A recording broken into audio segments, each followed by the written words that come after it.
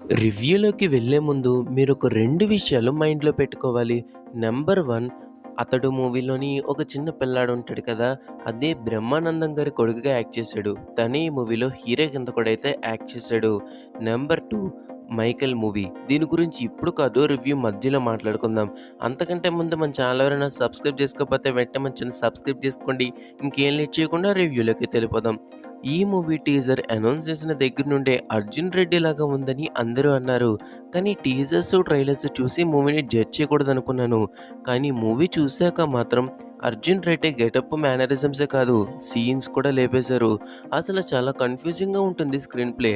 అసలు ఇలాంటి ఒక సింపుల్ స్టోరీకి నాన్ లీనియర్ స్క్రీన్ ప్లే అవసరం లేదు. కానీ స్టిల్ ఎందుకు ఫాలో అయ్యారో తెలీదు. ఇంక అడల్ట్ సీన్స్ అయితే ఏదో యూత్ కోసం పెట్టారు తప్ప స్టోరీకి అవి ఏమాత్రం కూడా అవసరం లేవు. ఇందాక 'మైకేల్' మూవీని గుర్తుపెట్టుకోండి అని చెప్పాను కదా! 'మైకేల్' మూవీలో 'కేజీఎఫ్', 'విక్రమ్' మూవీ సీన్స్‌ని యాజ్ టీజ్‌గా దింపేశారు.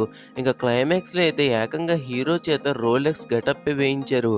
మళ్ళీ అంత కాపీ మూవీ రాదనుకున్నా కానీ ఈ మూవీ వచ్చి నన్ను రాంగ్ అని ప్రూవ్ చేసింది. అందరూ పాపం 'సందీప్ రెడ్డి' వంగాని 'యానిమల్' మూవీ 'అర్జున్ రెడ్డి' లాగా ఉందని అందరూ క్రిటిసైజ్ చేశారు. వాళ్ళు ఒక్కసారి ఈ మూవీ చూస్తే తెలుస్తుంది కాపీ అంటే ఏంటో. బై ద వే, ఈ మూవీ డైరెక్టర్ సందీప్ గారిని కలిసి ఇన్‌స్పైర్ అయ్యానని ఒక పోస్ట్ కూడా పెట్టారు ఫోటోతో.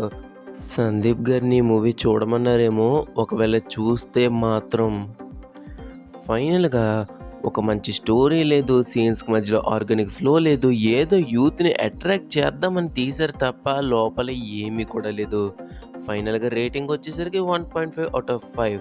సో, అది వాళ్ళ సిద్ధార్థ రాయ్ రివ్యూ అయితే. Thank you for watching. జై హింద్.